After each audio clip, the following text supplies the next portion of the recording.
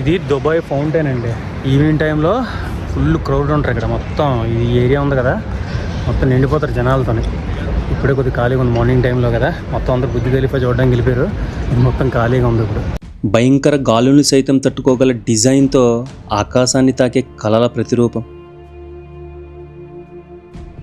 మానవ ఆలోచనలకు ఉన్న ఎత్తుకు సాక్ష్యం. ప్రతి అంతస్తు ఒక విజయం, ప్రతి చూపు ఒక ఆశ్చర్యం.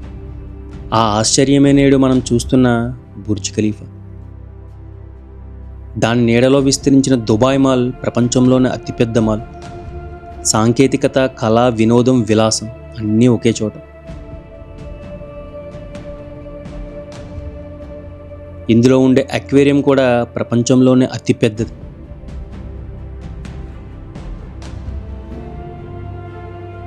మన రాజకీయ నాయకులు మనకంటే గొప్ప వాళ్ళు లేరనే కలల్లో బతికేలా చేస్తుంటే, ఈ నగరం మాత్రం ఆ కలల్ని దాటి ఎడారిని కూడా బంగారం చేయొచ్చు అనే వాస్తవాన్ని చూపించింది. ఆ బంగారు ప్రపంచ స్థాయి నగరమే దుబాయ్.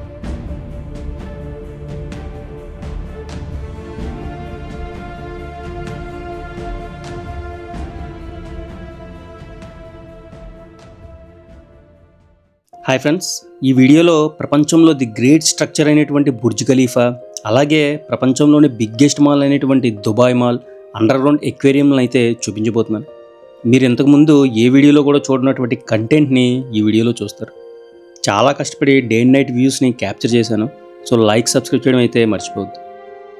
ముందుగా Burj Khalifa day and night views cover చేయడానికి మార్నింగ్ 5:30 స్లాట్స్ అయితే బుక్ చేసుకున్నాను ఆన్లైన్లో. 3000 రూపీస్ పడింది. ఇది ఎంట్రన్స్లో 3D డిజైన్ అండి. ఇది అసలైన బుర్జ్ ఖలీఫా. ఇదిగో లైటింగ్ వేస్తున్నాడు. 5:30 స్లాట్. యాక్చువల్గా అరగంట లేట్ అయింది. లోపల చాలా వరకు నడాలండి బాబు. మొత్తం మార్నింగ్ సన్ రైజ్ టైంకి వచ్చాను కదా, ఎవరు లేరు జనాలు. ఒక 10 మంది 15 మంది ఉన్న కనిపిస్తున్నారు కింద. అంతే. ఎప్పుడైతే అసలు మొత్తం ఖాళీ. ఇదిగో ఎక్కడా లేరు.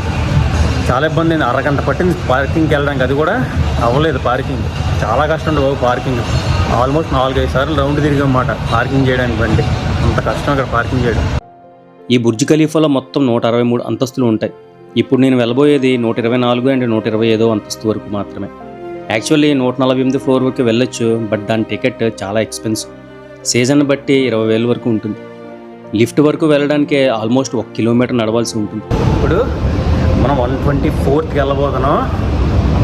ఇది ప్రపంచంలోనే అతి ఫాస్ట్గా వెళ్ళే లిఫ్ట్లో వెళ్ళబోతున్నాం. ఇప్పుడు మనం 124. అది నిమిషానికి ఆల్మోస్ట్ 1 మినిట్లో వెళ్ళిపోతాం అన్నమాట. సెకండ్కి 10 మీటర్స్ వెళ్తుంది అంత. అంత ఫాస్ట్గా వెళ్తుంది ఎలివేటర్.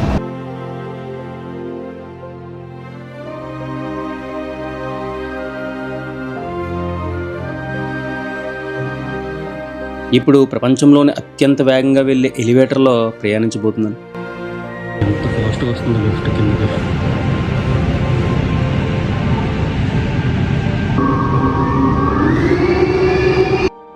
ప్రపంచంలోనే లాంగెస్ట్ ట్రావెల్ డిస్టెన్స్ ఎలివేటర్ ఇది.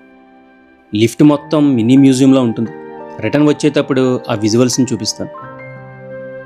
చూసారా, డార్క్ అయిపోయింది అంతా.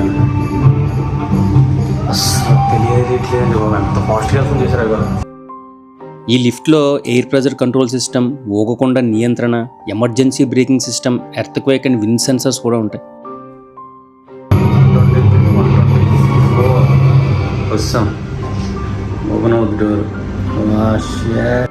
పైకి వెళ్ళేసరికి 6:30 అయింది. యాక్చువల్గా దుబాయ్లో సన్ రైజ్ 7:10 మొదలవుతుంది. ఈ లోపల నైట్ వ్యూలో అంత ఎత్తు నుంచి దుబాయ్ ఎలా ఉంటుందో ఒకసారి చూసేయండి.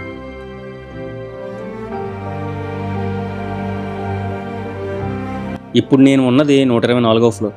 125వ ఫ్లోర్కి వెళ్ళడానికి మెట్ల మార్గం గుండా వెళ్ళాలి. పైన ఫ్లోర్ విజువల్స్ ఇంకా ఎక్సలెంట్గా ఉంటాయి.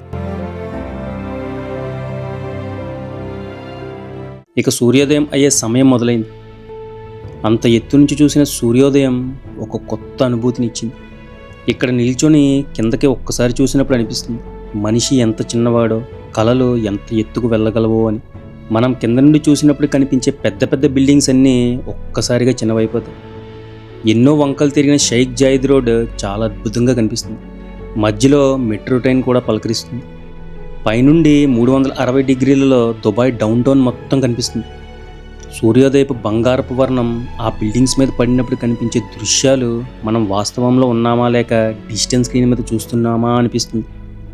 ఎందుకంటే మనం ఇంతకుముందు ఎప్పుడు అటువంటి దృశ్యాలను చూడలేదు కాబట్టి. 2000 సంవత్సరం ప్రారంభంలో దుబాయ్ చమురు మీద ఆధారపడే ఆర్థిక వ్యవస్థ నుంచి బయటికి వచ్చి పర్యాటకం, రియల్ ఎస్టేట్, గ్లోబల్ బిజినెస్ వైపు అడుగులు వేసింది. ఆ మార్పుకు గుర్తుగా ఒక అద్భుత నిర్మాణం అవసరమైంది. అదే ఈ బుర్జ్ ఖలీఫా. ఈ భవనానికి మొదట బుర్జ్ దుబాయ్ అని పేరు పెట్టారు. కానీ 2008 ఆర్థిక మాంద్యం సమయంలో దుబాయ్ తీవ్ర ఆర్థిక ఇబ్బందుల్లో పడింది. అప్పుడు అబుదాబి పాలకుడు షేక్ ఖలీఫా బిన్ జాయద్ దుబాయ్కి ఆర్థిక సహాయం అందించాడు. ఆయనకి అంకితం ఇస్తూ ఖలీఫా అని పేరు మార్చారు. హై రైజ్ బిల్డింగ్స్ అన్నీ 125th ఫ్లోర్ నుంచి ఈస్ట్ అటుపక్క కదా మొత్తం చూసారు, సన్లైట్ ఇటు మొత్తం క్లియర్ కనిపించి ఇక ఈ విధంగా కనిపిస్తున్నాయి బిల్డింగ్స్. మెయిన్ బిల్డింగ్స్ అన్నీ ఇటు సైడే ఉన్నాయి. సో సన్ రైజ్ అటు ఉంది కాబట్టి ఇటు సైడ్ సూపర్ కనిపిస్తున్నాయి అన్నమాట బిల్డింగ్స్ అవన్నీ. చూడండి, గ్లాస్ బ్రేకింగ్ పెట్టారు.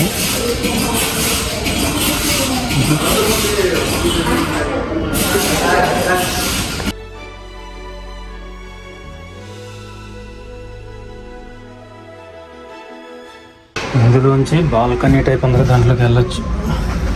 ఇదండి బుర్జ్ ఖలీఫా. అసలు హైట్ ఎక్కడ నుంచి కనిపిస్తుంది చూసారా? టాప్ పాయింట్ కనిపించట్లేదు, బట్ అదే మొత్తం ఓపెన్ ప్లేస్ మాట. ఇది 124th ఫ్లోర్లో ఉంది ఓపెన్ బాల్కనీ. ఇక్కడికి వచ్చి సన్ రైజ్ చూసుకోవచ్చు. ఈస్ట్ సైడ్ కదా, సన్ రైజ్ ఎక్కడి నుంచి క్యాప్చర్ చేయొచ్చు. బట్ నేను 125th నుంచి క్యాప్చర్ చేశాను యాక్చువల్లీ.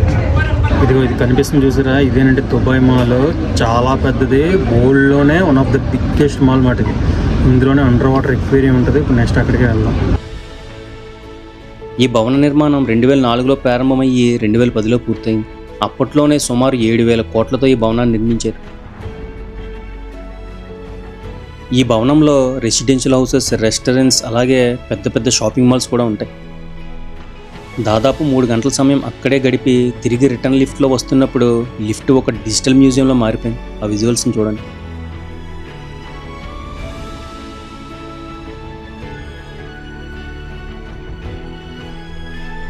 ఫైనల్గా కిందకి వచ్చి దుబాయ్ మాల్ మీదుగా ఫౌంటైన్ వైపుగా వెళ్తున్నాను. అక్కడి నుంచి బుర్జ్ ఖలీఫాని కింద నుంచి చూసే వ్యూ కనిపిస్తుంది. ఉదయం రావడం ఎంత మంచిదని చూడండి. కొద్దిసేపు అలాగ ఉందా లైన్, మొత్తం బయట వరకు ఉంది లైన్. లోపల కనిపిస్తున్నారు కదా, తిరిగి ఇక్కడికి రావాలి.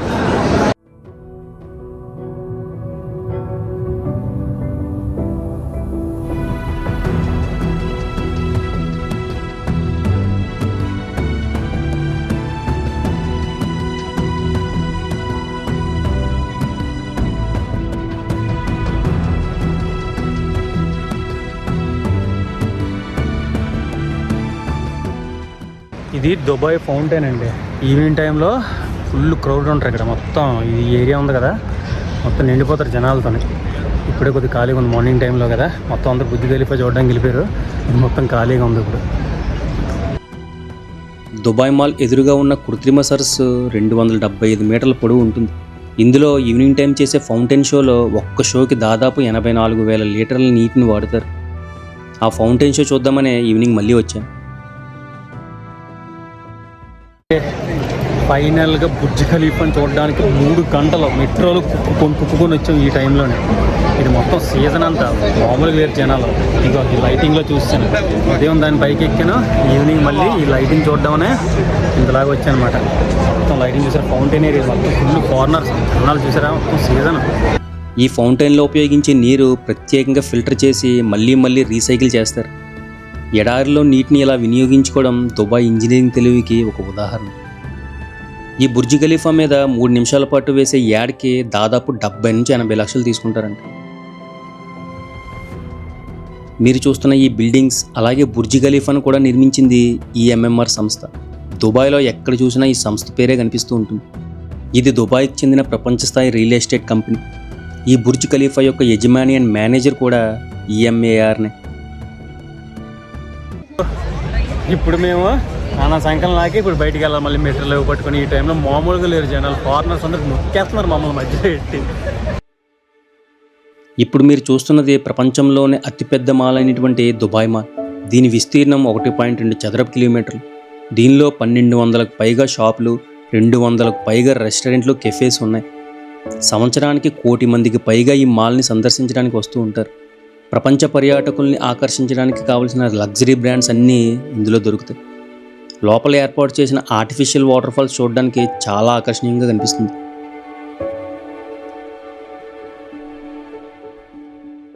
దుబాయ్ మాల్ అన్నది హై లగ్జరియస్ పీపుల్ కోసం డిజైన్ చేసిందండి. మనం లాంటి వాళ్ళం అసలు ఇంపాసిబుల్ కొనలేం. మినిమం చిన్నది ఏదైనా పఫ్ తినాలన్నా అట్లీస్ట్ 500 పెట్టాలి. ఈ మాల్లో ఫ్యాషన్ ఎవెన్యూ ఒక రాజమార్గంలో ఉంటుంది. గోల్డ్ డిజైన్, మార్బుల్ ఫ్లోర్స్, ప్రత్యేక లైటింగ్, ప్రైవేట్ షోరూమ్స్. ఇక్కడ షాపింగ్ చేయడం అవసరం కాదు, ఒక స్టేటస్ సింబల్లా చూస్తారు. ఈ మాల్ లోపలే ప్రపంచంలోనే అతిపెద్ద ఇండోర్ ఎక్వేరియం ఉంది. మాల్ మధ్యలో ఉన్న గ్లాస్ ట్యాంక్ ఒక జీవంత సముద్రం లాంటిది. ఈ ఎక్వేరియం టన్నల్ గుండా నడుస్తున్నప్పుడు నీళ్లు తల మీద ఉన్న ఫీలింగ్ వస్తుంది. ఈ టన్నల్ గుండా వెళ్ళి మెయిన్ ఎక్వేరియం టాప్కి వెళ్ళాలంటే మాత్రం 3000 రూపాయల టికెట్లు తీసుకోవాల్సింది. సుమారు 1 కోటి లీటర్ల వాటర్ సామర్థ్యం కలిగి ఈ అక్వేరియం 25 అడుగులు ఎత్తు ఉండి 250 టన్నుల గ్లాస్ బరువుతో ఉంటుంది. మొత్తం 33,000 రకాల సముద్ర జీవులు ఈ అక్వేరియంలో ఉంటాయి. టైగర్ షార్క్లు ఇందులో ప్రత్యేక ఆకర్షణగా కనిపిస్తాయి. అలాగే కొన్ని ప్రత్యేక చేపలకి లైవ్లోని ఫీడింగ్ ఇస్తున్న దృశ్యాలను కూడా చూడొచ్చు.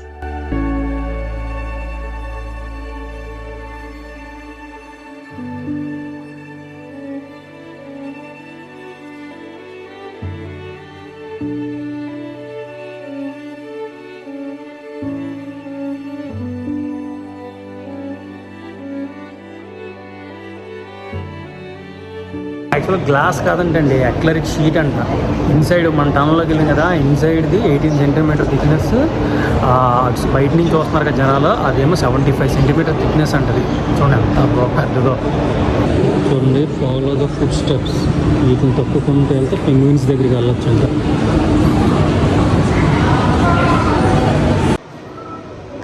ఇంకోటండి అండర్ వాటర్ పెంగ్విన్స్ది.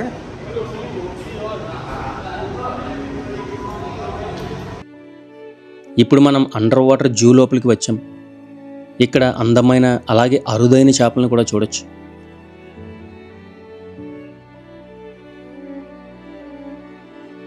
వాటర్ చూసారా ఎంత ఫ్రెష్గా ఉందో. ఎవ్రీ 25 మినిట్స్కి ఒకసారి రిఫ్రెష్ చేస్తారు, అందు గురించి ఎంత ఫ్రెష్గా ఉంది వాటర్.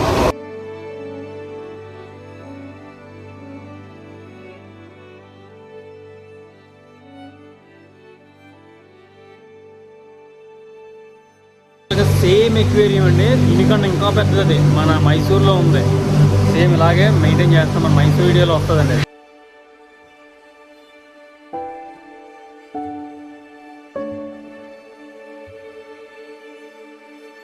ఇదిగో ఉంటుంది, ఇది టాప్ వ్యూకి వస్తే ఇలా ఉంది. పైన ఇక్కడ నుంచి దిగుతారు మాట కిందకి.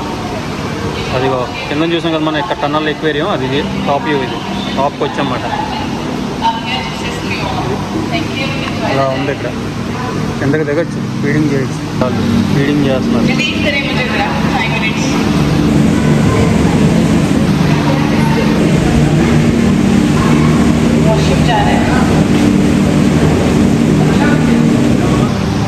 మూన్ జెల్లీ ఫిషెస్ ఉంటుంది. ఇది ఇలా తిరుగుతున్నాయి చూడండి.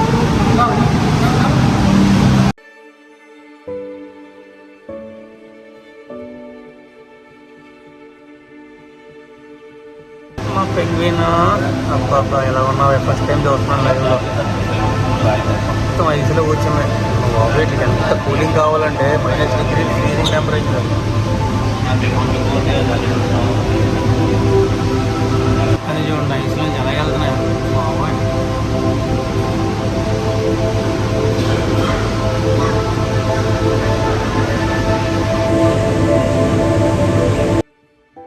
బయట దుబాయ్ ఉష్ణోగ్రత 45 డిగ్రీల సెంటీగ్రేడ్ ఉంటుంది. పెంగ్విన్స్ కోసం ప్రత్యేకంగా -5 డిగ్రీల సెంటీగ్రేడ్ నుండి 10 డిగ్రీల సెంటీగ్రేడ్ మధ్య టెంపరేచర్ని మెయింటైన్ చేస్తూ ఉంటారు. ఇది పూర్తిగా ఆర్టిఫిషియల్ పోలార్ ఎన్వైర్న్మెంట్.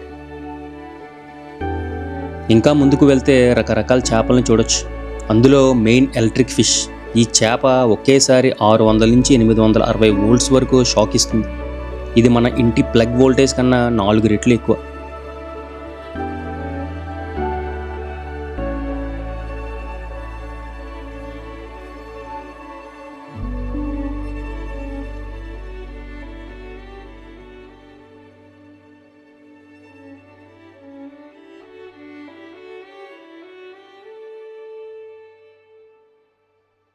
ఇదిగోండి వీటిని సీ హార్సెస్ అంటారు.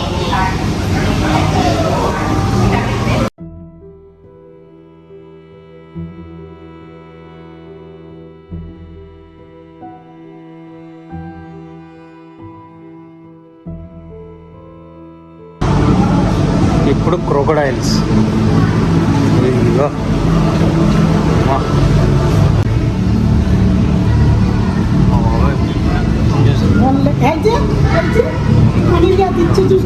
బయట ఉంటుంది.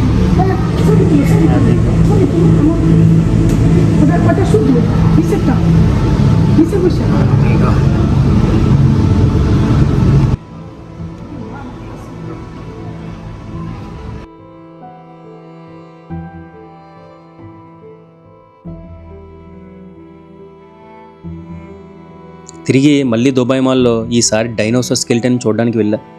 ఇది ప్రపంచంలో అరుదుగా కనిపించే పెద్ద సౌరోపాడ్ డైనోసార్ ఫాజిల్. ఇది 150 కోట్ల సంవత్సరాల లేట్ జురాసిక్ కాలానికి సంబంధించిన ఫాజిల్. 80 అడుగుల పొడవు ఉండి 25 అడుగులు ఎత్తు ఉంటుంది. దీన్ని 2008లో యుఎస్ఏలోని ఒక క్వారీలో కనుగొన్నారు. ఇదిగోండి ఈ బర్గర్ కాస్ట్ అక్షరాల 11 దిరాములు, అంటే ఆల్మోస్ట్ 250 రూపాయలు. అది ఇక్కడ ఫుడ్ అంత ఎక్స్పెన్సివ్ దుబాయ్ మాల్లో, ఎక్కడైనా అంతే. స్కేటింగ్ అండి, మొత్తం ఫ్రోజన్ ఐస్, దీని స్కేటింగ్ చేస్తున్నారు. స్టీల్ స్కేటింగ్ బూట్లు. మీరు చూస్తున్న ice rink Olympic size rink, ఎడారి మధ్యలో real ice rink. World class engineering అంటే వీళ్ళకి తెలిసినట్లుగా మరెవ్వరికీ తెలియదేమో. దీనిని మెయింటైన్ చేయడానికి 5 నుంచి 8 డిగ్రీల టెంపరేచర్ని కన్సిస్టెంట్గా మెయింటైన్ చేస్తారు. దీనికి ఎంట్రీ ఫీజు 2000 నుంచి 3000 వరకు ఉంటుంది. ఈ మాల్లో ఆల్మోస్ట్ 4 గంటల సేపు తిరిగాను, అయినా కూడా మొత్తం కవర్ చేయలేకపోయాను. ఈ మాల్లో తిరుగుతున్నప్పుడు దీన్ని మెయింటైన్ చేయడానికి పవర్ సప్లై ఎలా అని ఆలోచించా. రీసెర్చ్ చేస్తే తెలిసింది ఏంటంటే దీనికి high voltage uninterrupted power supply Dubai electricity and water authority ద్వారా అందుతుంది. Giant LED screens, Dubai aquarium, ice rink, elevator, central AC, వీటన్నింటిని మెయింటైన్ చేయడానికి కావాల్సిన విద్యుత్ ఒక చిన్న నగరానికి సరిపోతుంది. దుబాయ్ మాల్లో మెయింటెనెన్స్ టీమ్స్ 24/7 స్టాండ్ బైలో ఉంటారు. పవర్ ఫ్లక్చువేషన్ కనిపించకముందే ప్రాబ్లం ఫిక్స్ చేస్తారు. దీన్ని బట్టి టూరిజం రంగంలో వీళ్ళకి ఉన్న విజన్కి నా హెడ్సప్ చెప్పకుండా ఉండలేదు. హాల్లోంచి బయటికి రావడానికి డోర్ ఎత్తుక్కొని ఏ రూట్ నుంచి వెళ్ళినా ఆ రూట్ నుంచి రావడానికి అరగంట అండి, కరెక్ట్గా 35 నిమిషాలు పట్టింది మళ్ళీ ఈ ప్లేస్కి రావడానికి. అది అలా ఉంటుంది, అంత పెద్ద మాల్ అండి బాబు.